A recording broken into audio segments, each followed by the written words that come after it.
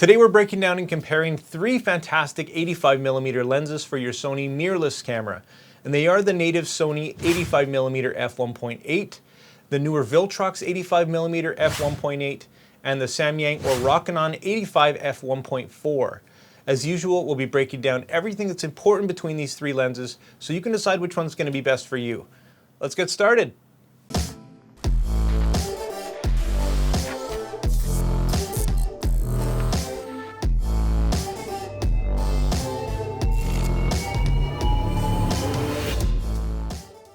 Welcome back, guys. Yes, we're comparing these three fantastic 85mm lenses for you today, the Native Sony, the Samyang, and the newer Viltrox. So hopefully by the end of this video, you should have everything that you need, but if you don't, I do have a full in-depth review on all three of these lenses, so make sure to check those out if you need a bit more information. Guys, if you haven't seen one of my videos before, my name's Stefan Malloch. I do a lot of photography and filmmaking news reviews and tutorials, so if you like this video and you enjoy this type of content, maybe hit that like and subscribe button. I'm also going to be giving away one of these lenses to you, so if you're interested in that as well, yeah, all you got to do is hit the like, subscribe, and drop a comment down below. Also, if you're interested in just a particular aspect of this comparison video, make sure you check out the description for timestamps as well. That'll take you to exactly where you need to go. Anyways, let's jump right into a size comparison. So looking at the size difference between these three lenses, it's not surprising that the Samyang, being an f1.4, is a little bit bigger. They're all a completely reasonable size, but the Samyang's actually a best in class for an 85 1.4 in size and weight. There is a pretty substantial weight difference between these lenses, the Viltrox surprisingly being the heaviest at a big beefy 636 grams thanks to its all-metal construction. As far as filter size is concerned and overall width, the Sony's going to have the smallest at 67mm, the Viltrox has 72, and the Samyang has a big 77mm filter thread. For me personally, the size and the weight differences between these three lenses are nothing that's going to be a deal breaker, but if you are looking for ultimate size and portability, the Sony's going to take this category. So when it comes to build between these three, I'd have to say personally the Viltrox feels the best when you pick it up.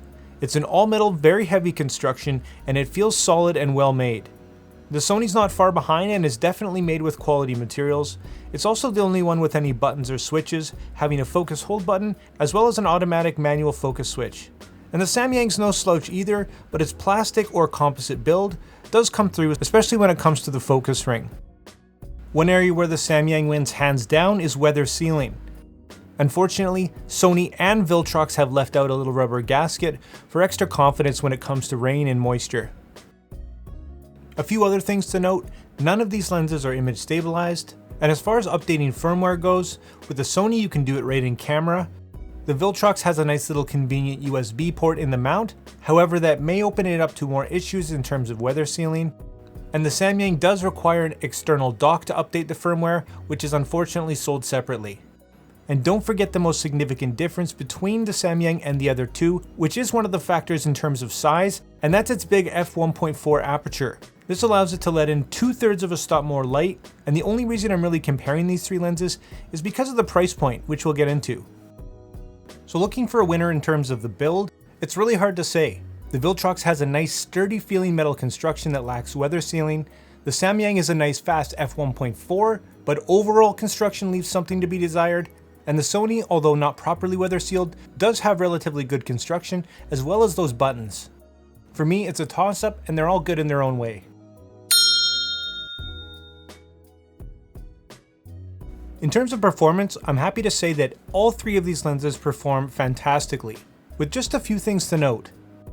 When it comes to autofocus, if you are planning to use these for video, I'll go ahead and say that you might want to consider the Sony just for overall native reliability, and the autofocus is just a little bit quieter than the other two. Having said that, the Viltrox makes a little bit of noise, but I found it incredibly accurate and reliable.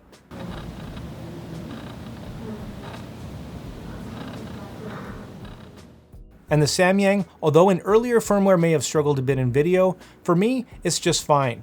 And also keep in mind that it does have the advantage of an f1.4 aperture to give you even better low light performance.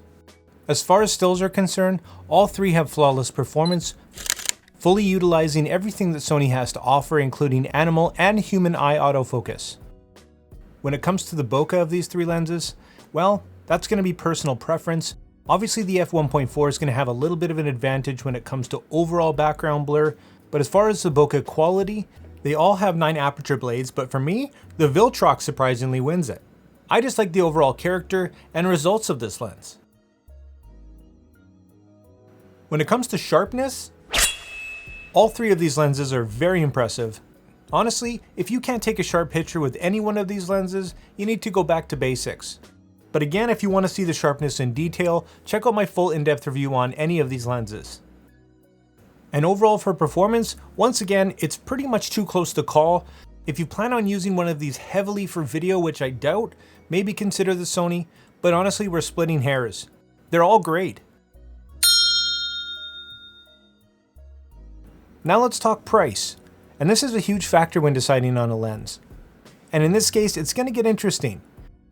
The Native Sony 85 comes in at $599 US. Not bad considering what you get out of it.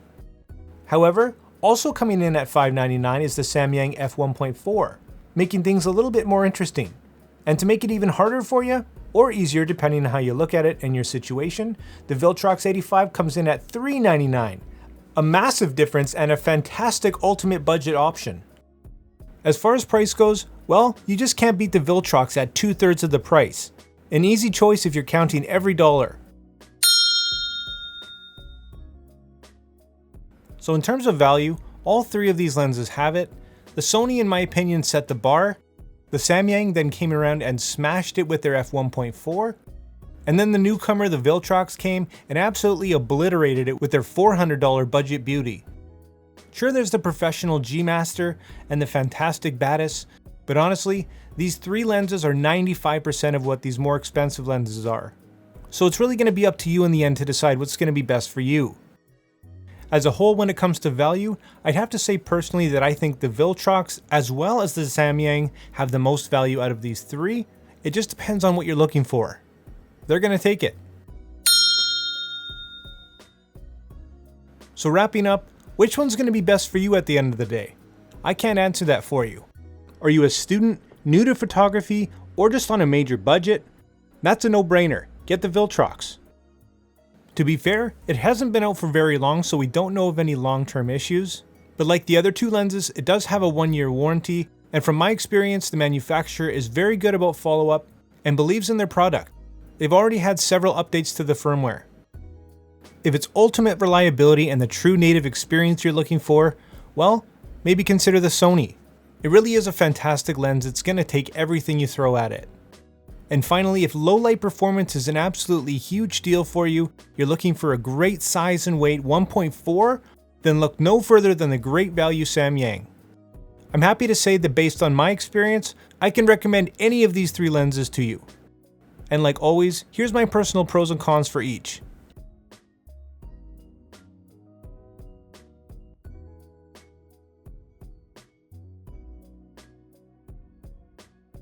At the end of the day, all 3 lenses are very capable and come highly recommended.